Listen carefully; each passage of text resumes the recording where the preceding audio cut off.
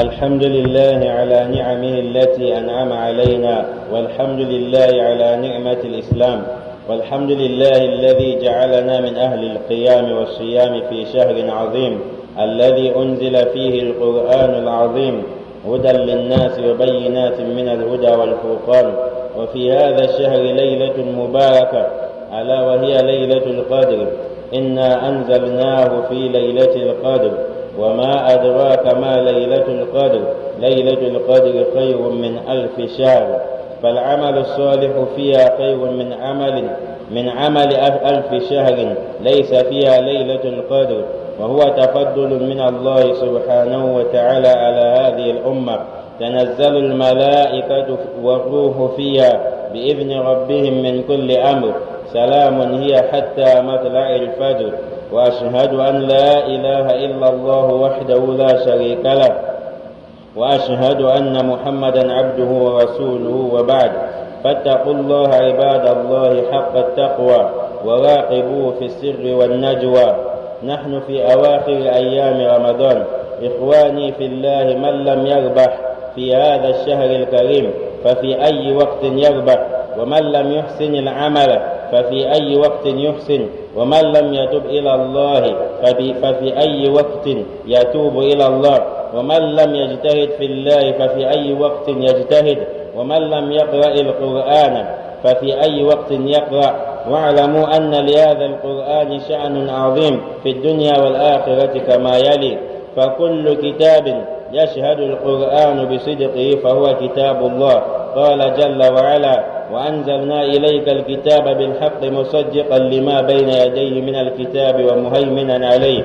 لم ينزل من السماء كتاب أهدى منه، وهو أحسن الحديث المنزل من عند الله.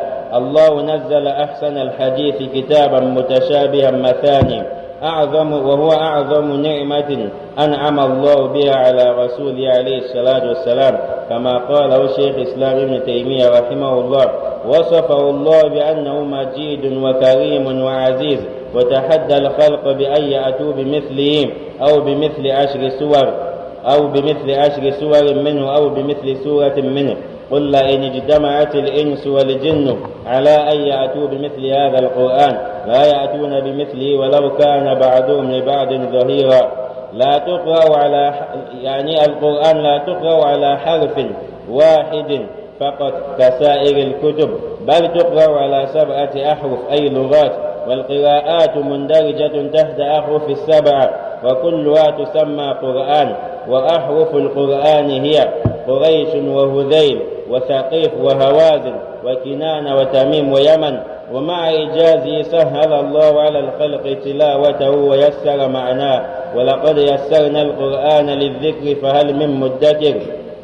قال ابن عباس رضي الله عنه: لولا أن الله يسره على لسان آدميين ما استطاع أحد من الخلق أن يتكلم بكلام الله. والإعجاز في معناه أعظم وأكثر من الإعجاز في لفظه. والقرآن قول فصل مشتمل على قواعد الدين والدنيا والآخرة، فيه العقائد والتشريعات والأحكام والقصص والأخبار والمواعظ وأسس الفلاح والسعادة. ومن قرأ القرآن حفظ من الشياطين، وليس له سلطان على الذين آمنوا وعلى ربهم يتوكلون، إنما سلطانه على الذين يتولون والذين هم به مشركون. وبقراءة القرآن على المجنون والمريض يجد الشفاء من عند الله سبحانه وتعالى، ويستريح من شرور الشياطين والمشعوذين. فآياته شفاء من الأسقام. ولعلو القرآن لا تقرأ في الركوع والسجود، بل تقرأ عند القيام. و3 آيات إذا قالها العبد قال الله جل وعلا: حمدني عبدي وأثنى علي عبدي ومجدني عبدي. الحمد لله رب العالمين الرحمن الرحيم مالك يوم الدين. رواه مسلم. ومن حفظ 10 آيات من أول سورة الكهف عصم من الدجال. رواه مسلم. آياته أبكت السادات العظماء. كان أبو بكر رضي الله عنه إذا صلى لا يسمع الناس من البكاء، من البكاء. وصلى عمر ابن الخطاب رضي الله عنه مرة الصبح في أصحابه فسمع نشيجه في آخر الصفوف وهو يقرأ سورة يوسف. قال إنما أشكو بثي وحزني إلى الله وأعلم من الله ما لا تعلمون. وكان عليه الصلاة والسلام يبكي من قراءة ابن مسعود رضي الله عليه. وقرأ جعفر ابن أبي طالب رضي الله عنه صدرا من سورة مريم على النجاشي فبكى حتى ابتلت لحيته.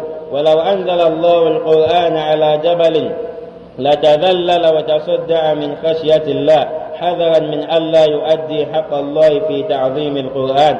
آياته بدلت أحوال الصحابة رضي الله عنهم. ولما نزل تحريم الخمر وسمع عمر رضي الله عنه قوله تعالى فهل أنتم منتهون قال انتهينا رواه أحمد. ولمنزلة القرآن عند الله أجر تلاوته بعدد الحروف بل مضاعفة. وتكفل الله سبحانه وتعالى بحفظه فلا تحرف ولا تزول. إنا نحن نزلنا الذكر وإنا له لحافظون. ولعلو القرآن أعلى الله أهله إلى المراتب العالية والمنازل الرفيعة وعظم حرمتهم. وكان النبي صلى الله عليه وسلم يحب القراء ويحزن لموتهم. وقنت عليه الصلاة والسلام على من قاتلهم شهرا ولم يقنت على أحد زمنا طويلا إلا على من اعتدى عليهم. فكان عمر رضي الله عنه يدنيهم منه ويقدمهم في مجلسه ويجعلهم أهل المشورة. وبالقرآن أكمل الدين والرسالة ومن أحب القرآن فقد أحب الله. ولعلو القرآن قدم أقرأهم لكتاب الله في الصلاة التي هي من أعظم العبادات. وفي أحد كان عليه الصلاة والسلام يقدمهم في اللحد ويرتفع صاحبه بقراءته في الجنة. Nous louons Allah Azza wa Jal, Allah qui nous a fait vivre jusqu'à cette année 2026 afin de retrouver ce Ramadan, ce jeûne du mois de Ramadan de 2026. Donc plusieurs personnes qui étaient parmi nous en 2025 ne le sont plus aujourd'hui. Allah Azza wa Jal qui nous a favorisé cette grâce, on a retrouvé le mois de Ramadan. C'est à chacun de faire le bilan, de voir ce qu'il a œuvré depuis le début du mois de Ramadan jusqu'à ce vendredi qui est le dernier vendredi du Ramadan. Nous louangeons Allah Azza wa Jal sur tous ses bienfaits qu'il a fait sur nous, car si on se met à dénombrer les bienfaits d'Allah, on ne peut pas dénombrer jusqu'à atteindre sa fin. Nous louangeons également Allah Azza wa Jal qui a fait de nous des musulmans, car celui qui meurt sans avoir embrassé l'islam, celui-ci ira en enfer éternellement. Et nous louangeons Allah Azza wa Jal qui a fait de nous des gens qui se tiennent dans le qiyam al-layl pour sa cause, des gens qui se tiennent dans le qiyam al-layl en train de prier, en train d'évoquer Allah, en train de chercher le paradis. Nous louangeons Allah Azza wa Jal qui a fait à ce qu'on retrouve ce mois qui est un grand mois en islam, le plus grand mois parmi les mois. C'est le mois dans lequel fut révélé le Coran. Et c'est dans ce mois que se trouve une nuit qui est la meilleure nuit, qu'on appelle Laylatul Qadr. Et dans la sourate Ad-Dukhan, dans la page 496, Allah l'a surnommé Laylatul Mubaraka. C'est une nuit bénie. Et la baraka, c'est quoi? La baraka, c'est la multiplication des bienfaits. Lorsqu'on parle de baraka, ça veut dire ça a beaucoup de bienfaits et de mérites qu'on ne peut pas voir dans d'autres nuits. Cette nuit du destin, Al-Layl en arabe veut dire la nuit. Mais pourquoi on dit Al-Layl, comme par exemple Al-Layl idha yaghsha?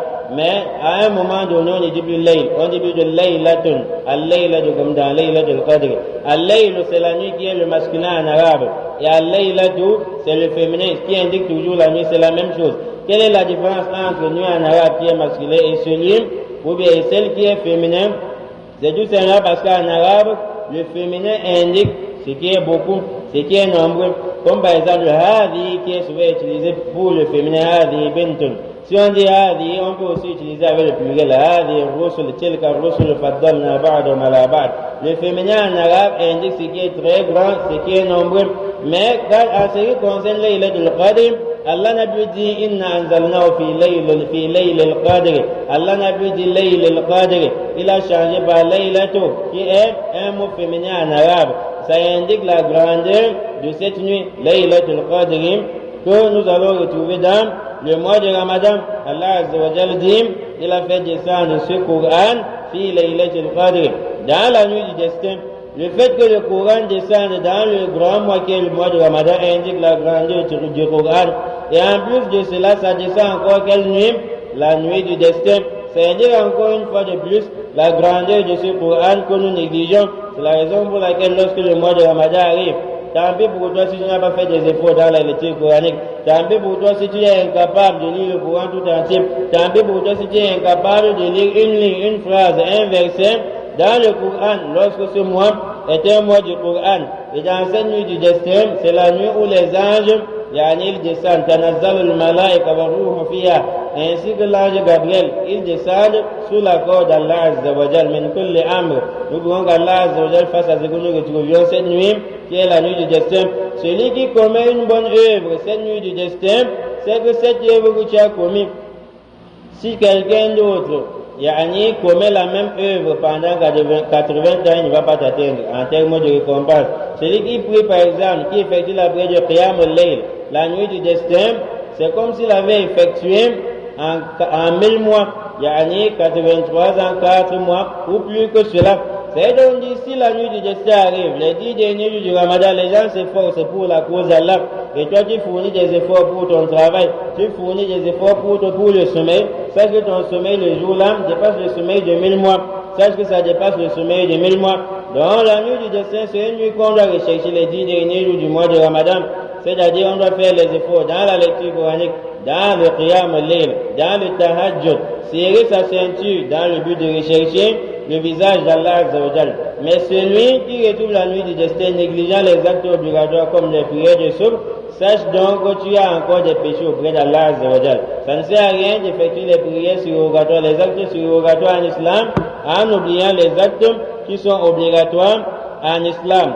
Je témoigne qu'Allah Azza wa Jal, il est unique dans ses noms et attributs, il est unique dans sa seigneurie. Allah Azza wa Jal, il est aussi unique dans son adoration. Témoignons également que Muhammad alayhi salatu wassalam, il est le serviteur d'Allah, l'envoyé d'Allah Azza wa Jal vers nous. Serviteur d'Allah, craignez Allah Azza wa Jal. Chaque jour on le dit, mais parler de la grandeur d'Allah c'est facile, mais observer cela sur le champ c'est très difficile. Craignez Allah Azza wa Jal comme il mérite, comme il le mérite, comme il doit être craint. Et obéissez au commandement d'Allah Azza wa Jal. Soumettez-vous à Allah en secret et en public. Sachez que nous sommes dans le mois de Ramadan et encore la dernière partie du mois de Ramadan. Inch'Allah, aujourd'hui nous sommes le 24e jour. Il reste 6 ou 5 jours pour le mois de Ramadan. C'est à toi de voir si tu as terminé la lecture coranique 1, 2, 3 fois. C'est à toi de voir si tu as été capable de lire même un seul hizb. Et si tu n'as pas été capable, sache que ce n'est pas bien cher frère en Allah. Sachez donc que si ce mois de Ramadan est un mois où on doit bénéficier, et que le mois de Ramadan passe, tu as passé tout ton temps à jouer les games, à voir la télévision, les séries, à jouer aux cartes, tu n'as pas eu beaucoup de récompenses en journée dans des nuits du mois de Ramadan. Quand est-ce que tu vas alors bénéficier?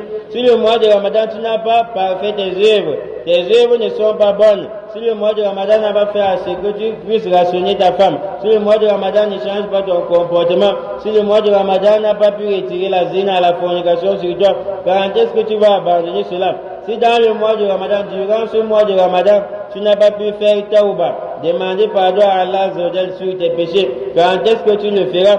Si dans le mois de Ramadan, tu n'as pas pu t'efforcer à lire le Coran, à faire le tafsir, quand est-ce que tu le feras? Si dans le mois de Ramadan, le simple Coran, la simple lecture, tu es incapable, quand est-ce que tu liras le Coran? Sachez que ce Coran est grandiose auprès d'Allah dans ce bas monde. Après ta mort et dans l'au-delà, nous voulons qu'Allah nous donne la compréhension. أقول ما تسمعون وأستغفر الله لي ولكم فاستغفروه إنه هو الغفور الرحيم.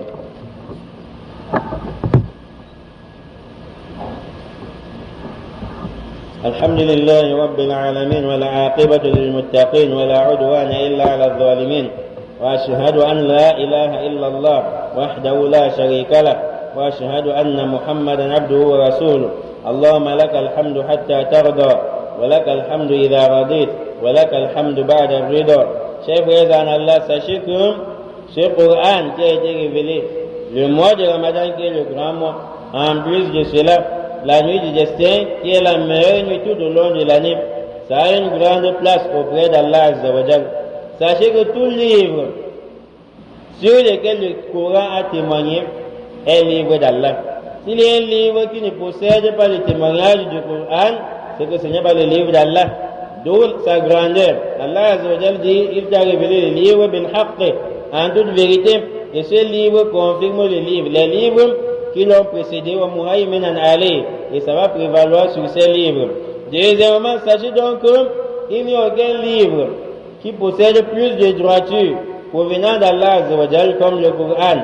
Le Coran, c'est le meilleur livre parmi les livres. Et le deuxième, c'est la Tawra qui a été donnée à Moussa alayhi salatu wa salam. Et sachez que le Coran, c'est le meilleur récit. Si jusqu'à présent, si dans ce mois de Ramadan, tu trouves encore que la musique est le meilleur récit, sache que tu es malade. Le Coran, Allah nazzala ahsan al-hadith. Allah a révélé, il a fait descendre le plus beau récit.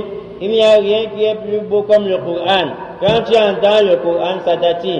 C'est à travers ce beau récit que dans la prière, même quand tu ne connais pas la signification, la traduction, tu es concentré. Tu as la chair de poule. Allah dit, lorsqu'on récite ce Coran, tu vas voir les gens qui craignent Allah, ils ont la chair de poule. Tant pis pour toi si tu as remplacé ce beau récit par le beau récit du diable, qui est la musique. Et sachez que lorsqu'Allah apporte une recommandation, le diable va faire l'effort d'apporter le contraire. Lorsqu'Allah recommande l'obéissance, le diable va recommander la désobéissance. Lorsqu'Allah va faire descendre le Coran, le diable va aussi faire descendre la musique, va révéler la musique aux gens. Lorsqu'on parle de la sourate, des sourates dans le Coran, il y a les morceaux, vous parlez des morceaux. Non, on va dire Fali et Poupa, Kofi Olomebo. Lorsqu'on dit sourate al-Munafiqun, les hypocrites, les Bamoun, c'est sourate al-Kundumbe. Sourate al-Munafiqun, c'est sourate al-Kundumbe. C'est aussi subdivisé en sourates. Tant pis pour toi si tu ne ressens pas la beauté du Coran. Il faut changer, il faut effacer toutes les musiques qui existent dans vos téléphones, et vous mettez plutôt le Coran. Sachez que ce Coran, c'est le plus grand bienfait d'après Cheikh Islam ibn Taymiyyah rahimahullah. Il dit le plus grand bienfait qu'Allah Azza wa Jalla il a octroyé, il a donné au prophète alayhi salatu wa salam, c'est ce Coran. Le Coran, Allah Azza wa Jalla surnommé Majid, Karim, Aziz, un livre puissant, un noble livre, un livre grandiose, et toutes les créatures étaient incapables d'apporter une seule sourate semblable à ce Coran, 10 sourates semblables à ce Coran, ou bien l'exemplaire de ce Coran. Allah Azza wa Jalla dit dans la Sourate Al-Isra, verset 88, dis-leur Muhammad la inijtama'at al-jinn wal-ins, si les démons ainsi que les êtres humains se rassemblent pour apporter l'exemplaire de ce Coran, Allah lance le défi, ils ne pourront pas apporter. Même si les uns viennent en aide aux autres, ils ne pourront pas apporter. Ceci indique la grandeur du Coran. Ce qui indique encore la grandeur du Coran, c'est que le Coran est le seul livre qui ne se lit pas d'une manière unique. Par exemple, quand tu prends le livre de, par exemple, Mamadou Ibineta, ou bien un livre de mathématiques, un livre de français, c'est une seule manière de lire. La lettre A reste la lettre A, la lettre B reste la lettre B. C'est une seule manière de lire. Mais le Coran est le seul livre qui a été révélé sous cette langue. Parmi ces langues, il y a la langue Quraysh, il y a la langue Hudayl, il y a la langue Thaqif, il y a la langue Hawazin, il y a la langue Kinana, il y a la langue Tamim, il y a la langue Yaman. Voici les 7 langues sur lesquelles le Coran a été révélé. Et sous ces 7 langues, il y a ce qu'on appelle qira'at. Les 7 langues ne veulent pas dire les 7 lectures. C'est la raison pour laquelle vous allez entendre dire qira'at. Ça provient de ces 7 langues. On dit Wadduha wal-layli idha saja, Wadduha wal-layli idha saja, Wadduhi wal-layli idha saji, Ma wadda'aka rabbuka wa ma qala, Ma wadda'aka rabbuka wa ma qala, Ma wadda'aka rabbuka wa ma qali, Walal akhiratu khayrun laka min al-uli, Walal akhiratu khayrun laka min al-uli, Walal akhiratu khayrun laka min al-uli. Tout ceci c'est le Coran. Il n'y a aucun livre sur terre. Il y a plusieurs manières d'être lu. ولا تحاضون على طعام المسكين. Dans d'autres versions, ولا يحضون على طعام المسكين. ولا تحضون على طعام المسكين. C'est un livre dont, même si les mots se diffèrent souvent sur un même verset, ça ne se contredit jamais. D'où la grandeur de ce Coran al-Karim. Fais l'effort, cher frère en Allah, d'apprendre ce Coran et encore avec ces 7 langues sur lesquelles le Coran a été révélé. En plus de connaître ces différentes langues, ça va encore agrandir le sens du Coran. Le prophète alayhi salatu wa salam dit, Allah azza wa jalla m'a donné Jawami al-Kalim, c'est-à-dire le peu qui regroupe tout. Un seul Coran va juger jusqu'à Yawm al-Qiyamah. Lorsqu'il y a un problème, un événement qui vient d'apparaître sur terre, comme par exemple le Corona, à travers ce kitab et la sunna, ce Coran, vous allez retrouver des lois et des règles toujours dans le Coran. C'est un livre qui a parlé de toutes choses. Le Coran a parlé des êtres humains, ça a parlé des djinns, ça a parlé des anges, ça a parlé d'Allah Azza wa Jal qui est au-dessus de toutes choses. Le Coran a parlé des plantes, le Coran a parlé des insectes, Surat al-Naml, Surat al-Nahl, la Surat al-Naml, les fourmis, les abeilles. Le Coran a parlé de ta vie avec tes voisins. Le Coran a parlé de toutes choses. Allah dit Tibiyan li-kulli shay. Un livre qui apporte de l'information sur toutes choses. Est-ce que vous pouvez nous montrer un seul livre qui existe sur terre, qui a apporté l'information sur toutes choses? Là, abadan. Il n'y a aucun livre comme ce Coran. Et sachez que à travers un miracle qui existe dans ce Coran, Allah Azza wa Jalla a allégé la tâche, il a simplifié la lecture coranique et il a aussi simplifié sa traduction.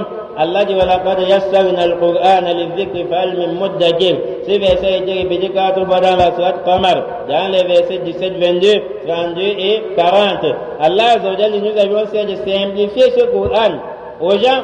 La simplification du Coran, Ibn Abbas, il dit, si ce n'était pas qu'Allah Azza wa Jalla, il avait simplifié la lecture de ce Coran aux gens, c'est que personne parmi les fils d'Adam ne pourrait lire ce Coran. Combien de personnes entendent lire le Coran rapidement? Ils pensent que c'est Yani du venez voir, chacun veut imiter. Quand il se met maintenant à lire le Coran, une seule page, il peut faire 15 minutes. C'est parce qu'Allah Azza wa Jalla ne t'a pas facilité cela. Allah dit a facilité ce Coran. Quand il dit facilité, c'est-à-dire au niveau de la lecture, aucune langue ne pouvait prononcer ce Coran, mais par la grâce d'Allah Azza wa Jalla, Allah a facilité la lecture du Coran. Les gens lisent, d'autres lisent souvent en 15 minutes une page, 10 minutes une page. Mais pour savoir qu'Allah a vraiment facilité, il y a certains qui lisent une page en 2 minutes. Et on entend comment le Coran est bon à travers ces lectures.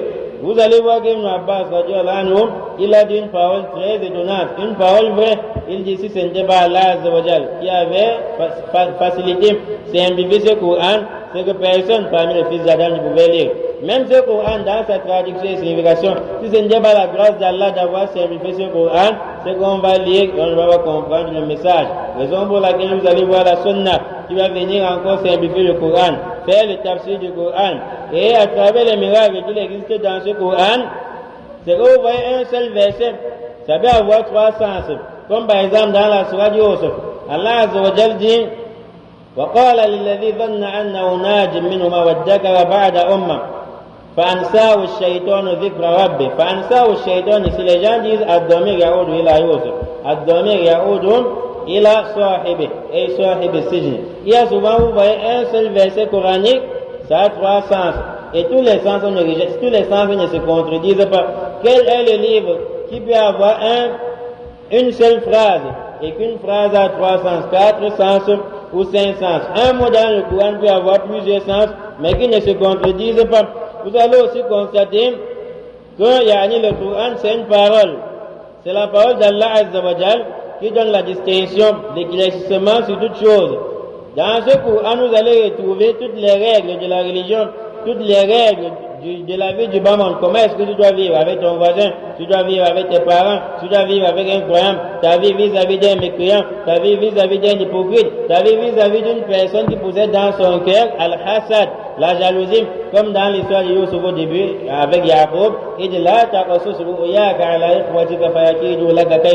voici ta vie vis-à-vis de celui qui est jaloux. Quand tu as une bonne annonce, tu ne dois pas lui dire. Voilà ce que le Coran nous enseigne vis-à-vis de ce genre de personnes. Dans le Coran, vous allez retrouver al-aqaïd, les dogmes, la croyance. Dans le Coran, vous allez trouver beaucoup de lois. Dans le Coran, vous allez retrouver des histoires. Le Coran est le plus grand livre d'histoire. Dans le Coran, vous allez retrouver beaucoup d'informations et des mawa'id. Dans le Coran, vous allez retrouver ceux dont si vous vous cramponnez dessus, vous allez avoir le bonheur et la réussite dans ce bas monde et dans l'au-delà. Sachez donc que le Coran, Lorsque vous lisez ce Coran, à travers ce Coran, quelques sourates dans le Coran, quelques versets dans le Coran comme Ayatul Kursi, Al-Falaq, An-Nas, Surat Al-Ikhlas, vous êtes protégés contre le diable, le lapidé. Allah Azza wa Jal dit, Laysa lahu sultanun ala alladhina amanu wa ala rabbihim yatawakkalun. Le diable n'a aucun pouvoir sur ceux qui ont cru en Allah et qui placent leur confiance en Allah. Placer sa confiance soit en récitant des versets coraniques et des invocations de la part du prophète. À travers la récitation de quelques versets du Coran, de quelques sourates du Coran, tu es protégé contre les planifications du diable, le lapidé. À travers ce Coran, le malade, il retrouve la guérison. À l'époque du prophète alayhi salatu wassalam, un compagnon avait récité la sourate Al-Fatiha sur quelqu'un qui a été mordu par les scorpions. Une seule sourate, ça fait assez que tu retrouves la guérison sans avoir besoin des médicaments. Lorsque les gens sont frappés par les démons, on fait tout et tout, le démon ne veut pas partir. Le seul meilleur remède contre les chéatines, ce n'est pas les parfums. Ce n'est pas les parfums, c'est qu'on brûle. Tu vois une maman, elle peut prendre, son corps peut prendre feu sous le drap, en train d'absorber la fumée pour rien. Le seul meilleur remède des djinns, c'est le Coran, le Coran al-Karim. À travers la récitation du Coran sur le malade, il retrouve la guérison. Sur le malade, la personne qui est touchée par les chéatines, la personne aura du repos contre ces chéatines. Et il aura, il va vivre dans l'aisance à travers cette lecture coranique. À travers cette grandeur du Coran, vous allez voir le prophète alayhi salatu wassalam, par la grandeur du Coran, il dit, Allah Azza wa Jal m'a interdit de lire le Coran dans le ruku et dans le sujoud. Mais les savants comme Cheikh Fawzan ibn Uthaymin, rahimahullah wa hafizahullah, ils disent, si je dis Rabbana atina fi dunya hasana wa fil akhirati hasana wa qina adhaban nar, dans le sujoud min bab ad-du'a, d'une manière à ce qu'on sache que tu es en train de faire le doigt, il n'y a aucun problème. Mais tu dis Rabbana atina fid dunya hasana, ça c'est la lecture coranique qui s'est interdite. Ça veut donc dire que s'il y a une différence entre lecture et doigt, si tu dis Rabbana atina fid dunya hasana, ça c'est la doigt. Rabbana atina fid dunya hasana, ça c'est la lecture. Donc dans le doigt, lors de la prière de vitre, ceux qui disent Allahumma hdina fi man hadith, ça c'est une bonne manière de faire le doigt, ça c'est la lecture, faire à ce que ça ressemble au Coran. Plusieurs savants ont condamné cela, même si vous dites qu'à la Mecque, on fait cela, plusieurs savants ont condamné cela. À travers la grandeur du Coran, le prophète Dieu m'a interdit de lire ce Coran au recours, ni au sujoud. Pourquoi? Parce que le Coran est une chose grandiose. Ça se lit lorsque tu es debout, lorsque tu te courbes, lorsque tu te rabaisses, lorsque tu te rapproches de plus en plus de la terre. Tu ne vas plus lire ce Coran, c'est haram, c'est interdit de lire le Coran. À travers la grandeur de ce Coran, celui qui est en état d'impurité, comme celui qui vient de s'accoupler avec sa femme, son mari, tu ne dois pas lire le Coran, sauf si tu t'es lavé. Vous allez voir que dans le Coran, 3 versets existent dans le Coran. Alhamdulillah, Rabbil Alamin, Ar-Rahman, Ar-Rahim, Malik, Yawmiddin. Lorsque tu récites uniquement ces versets, tu n'as pas besoin d'avoir récité plusieurs parties du Coran. Allah Azza wa Jalla va dire Hamidani Abdi. Allah se vante auprès des anges. Il dit, mon serviteur, il m'a loué. Et il va dire, Afna alayya Abdi, mon serviteur a fait mes éloges. Majjadani Abdi, mon serviteur, Yani, il m'a prôné. Naam, ces 3 versets font à ce que tu aies aussi des éloges auprès d'Allah Azza wa Jalla. À travers ce Coran, vous allez retrouver que pour avoir la sécurité contre le mal de Dajjal qui viendra à la fin du temps, il faut uniquement mémoriser les 10 premiers versets de la sourate Al-Kahf. 10 premiers versets uniquement, pas tout le Coran. Quelques versets du Coran. Dans l'une des sourates du Coran, tu es protégé contre Dajjal. Quel livre peut t'apporter cela? À travers ce Coran, pour nous indiquer sa grandeur, les gens pleurent pour sa cause. Lorsqu'on récite le Coran, les gens pleurent. Mais lorsque le président de la République parle, lorsque le ministre parle, les gens n'arrivent pas à pleurer. Mais quel est ce livre qui fait pleurer les gens? Même quand tu ne connais pas la signification, même quand tu ne connais pas la traduction, les larmes coulent à travers ce livre. Abu Bakr radiyallahu anhu, lorsqu'il effectuait la prière, les gens ne parvenaient pas à entendre un seul verset à cause des pleurs, parce que le Coran le pénétrait. Omar ibn al-Khattab radiyallahu anhu, un jour il était en train d'effectuer la prière. Il arrive sur le verset de la sourate Yusuf, page 245, dans le verset 86, où Yaqub dit Qala innama ashku bathi wa huzni ila Allah wa a'lamu min Allah ma la ta'lamun. Omar ibn al-Khattab s'est mis à pleurer jusqu'à ce qu'on a entendu sa voix, au fin du sof, on a entendu des murmures de pleurs, au fin des souffles. Le prophète alayhi salatu wassalam un jour, il demande à Ibn Mas'ud de lui lire le Coran. Ibn Mas'ud dit, c'est à toi qu'on a révélé le Coran et tu me demandes de te lire le Coran. Le prophète dit, j'ai besoin que tu me lises le Coran. Lorsqu'il est arrivé sur فَكَيْفَ إِذَا جِئْنَا مِنْ كُلِّ أُمَّةٍ بِشَهِيدٍ وَجِئْنَا بِكَ عَلَى هَؤُلَاءِ شَهِيدًا. Le prophète alayhi salatu wa sallam s'est mis à pleurer. An-Najashi, le roi éthiopien, a pleuré lorsqu'on lui a récité quelques versets de la sourate Maryam. Cette parole a eu l'effet sur lui. Pourquoi? Parce que ce n'est pas la parole d'un être humain, mais c'est plutôt la parole du Créateur de l'univers. Sachez donc que si ce Coran, par sa grandeur, était révélé, était descendu sur les montagnes, comme Allah dit, si c'était descendu sur la montagne devrait s'affaiblir, s'effondrer, et ça devrait tomber à travers la lourdeur de ce Coran. C'est à travers ce Coran que les compagnons ont eu des modifications sur leur mode de vie. Ils ont eu des effets sur lui jusqu'à abandonner. Ce qu'Allah demande d'abandonner et mettre en application les recommandations d'Allah. À travers le Coran, ça a changé la vie des compagnons. Comme par exemple Omar ibn al-Khattab, lorsqu'il a entendu dans la sourate Maïda, où Allah interdit la boisson du vin, il dit Fahal antum muntahun, allez-vous abandonner cela? Omar a dit Intaïna, oh Allah, on a abandonné. Vous allez aussi constater que par la grandeur du Coran, Allah multiplie une seule lettre, on te donne 10 récompenses. Allah a multiplié des récompenses sur le Coran, c'est une seule lettre, on te donne 10 récompenses. Qu'allons-nous dire de celui qui a lu une page, de celui qui a lu un hizb, de celui qui a lu 10 hizb, de celui qui a lu tout le Coran entier? Par la grandeur de ce Coran, Allah lui-même, il s'est chargé comme garant de ce Coran. Ce n'est plus les anges qui seront garants du Coran, ni les prophètes qui seront garants du Coran. Inna nahnu nazzalna dhikra wa inna lahu lahafidhun. Le Créateur de l'univers lui-même, il dit qu'il sera garant de ce Coran. Nul ne pourra falsifier ce Coran. Raison pour laquelle vous allez voir, même par cœur, on mémorise ce Coran. Si vous voulez vous changer maintenant, on va toujours détecter, mais aucun livre. La Bible, les gens ne mémorisent pas comme le Coran. Et à travers la grandeur de ce Coran, vous allez voir qu'Allah élève les Coraniyoun, les gens qui mémorisent le Coran, qui lisent beaucoup le Coran, Allah les élève dans ce bas monde. Et dans l'au-delà, vous allez aussi constater que le prophète alayhi salatu wa salam, il aimait beaucoup les lecteurs. Le prophète alayhi salatu wa salam, il aimait beaucoup des gens qui ont mémorisé le Coran. Le prophète a donné une femme en mariage à un homme qui n'avait même pas quelque chose pour donner comme d'autres. Il n'avait même pas la bague pour donner comme d'autres. Le prophète a dit, qu'est-ce que tu as mémorisé dans le Coran? Il a dit, j'ai mémorisé telle et telle sourate, et le Coran a été la dot. La dot qui est obligatoire dans le mariage a été remplacée par le Coran. Le prophète aimait les lecteurs, ceux qui mémorisent le Coran, et c'est à travers ces lecteurs, ces mémorisateurs du Coran, que lorsqu'on les a tués lors des batailles, le prophète a fait le qunut.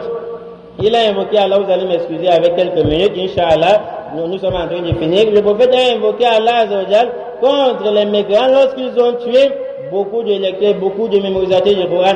C'est d'où on a puisé le qunut qu'on fait souvent dans la prière de vitre. Car les savants disent que le prophète n'a même jamais effectué le qunut dans la prière de vitre. C'était plutôt dans la prière de souffle. Le prophète a pris un mois complet à invoquer contre les mécréants parce qu'ils avaient attaqué les hommes du Coran, les grands mémorisateurs du Coran. Or, le prophète n'a jamais fait le qunut lorsqu'on a touché qui que ce soit en dehors des mémorisateurs, des porteurs du Coran. À travers ce Coran, par sa grandeur, vous allez voir que quelqu'un, imam, il est devant les gens, il dirige les gens, il commande les gens dans la prière qui est parmi les plus grands rappels d'Allah. La première chose sur laquelle on va débuter, le règlement de compte du jour dernier, on t'a mis devant à travers le Coran. Même si derrière toi, il y a celui qui connaît, qui a beaucoup de science plus que toi, mais le prophète n'a pas dit celui qui a beaucoup de science, il sera imam. À travers la grandeur de ce Coran, lors de la bataille de Uhud, lorsqu'il y avait beaucoup de musulmans qui étaient tués par des mécréants, le prophète voulait maintenant emballer les gens, plusieurs personnes, bien 2 personnes, dans un même lycée. Avant d'emballer, le prophète dit, Ayyum aktaru akhdal lil Coran. Parmi ces 2 personnes, qui parmi eux a beaucoup mémorisé le Coran, on dit un tel. Le prophète le met devant, il met l'autre. Celui qui a mémorisé moins du Coran, derrière, et il les enterre. Donc, dans la vie, tu es élevé par le Coran, tu es imam. Lorsqu'on vous enterre ensemble, tu es élevé par le Coran, tu es imam. Après ta mort, Yawm al-Qiyamah au paradis, lorsque tu seras dans ton paradis en fonction de tes œuvres, Allah Azzawajal, il va dire lis et augmente en degré, car ton degré va s'achever sur le dernier verset que tu avais mémorisé du Coran. Nous voulons qu'Allah Azza wa Jalla nous donne la compréhension. Allahumma arina al-haqqa haqqan warzuqna ittiba'ah wa arina al-batila batilan warzuqna ijtinabah. Allahumma ij'alna min ahli al-Quran. اللهم اجعلنا من أهل القرآن اللهم اجعلنا من أهل القرآن برحمتك يا أرحم الراحمين. اللهم اجعلنا من حفاظ القرآن. اللهم ارفع درجاتنا في الدنيا والآخرة بالقرآن برحمتك يا أرحم الراحمين. اللهم اهدنا فيمن هديت وعافنا فيمن عافيت وتولنا فيمن توليت وبارك لنا فيما أعطيت وقنا شر ما قضيت إنك تقضي ولا يقضى عليك إنه لا يذل من واليت ولا يعز من عاديت تباركت ربنا وتعاليت. ربنا آتنا في الدنيا حسنة وفي الآخرة حسنة وقنا عذاب النار برحمتك يا أرحم الراحمين. لا إله إلا أنت سبحانك إنا كنا من الظالمين. ربنا آتنا من لدنك رحمة وهيئ لنا من أمرنا رشدا. ربنا لا تزغ قلوبنا بعد إذ هديتنا وهب لنا من لدنك رحمة إنك أنت الوهاب. اللهم فرج هم المهمومين ونفس كرب المكروبين واقض الدين عن المدينين. اللهم بلغنا ليلة القدر إيمانا واحتسابا برحمتك يا أرحم الراحمين. اللهم ربنا تقبل صيامنا وقيامنا وركوعنا وسجودنا وسائر أعمالنا. اللهم اجعلنا من عبادك الصالحين. اللهم اجعلنا من المتقين برحمتك يا أرحم الراحمين. اللهم لا إله إلا أنت سبحانك إنا كنا من الظالمين. اللهم اجعل كل قضاء قضيته لنا خيرا وعاقبته لنا رشدا برحمتك يا أرحم الراحمين. ربنا تقبل منا إنك أنت السميع العليم وتب علينا إنك أنت التواب الرحيم وتوفنا مسلمين وألحقنا بالصالحين. ولا حول ولا قوة إلا بالله العلي العظيم. وآخر دعوانا أن الحمد لله.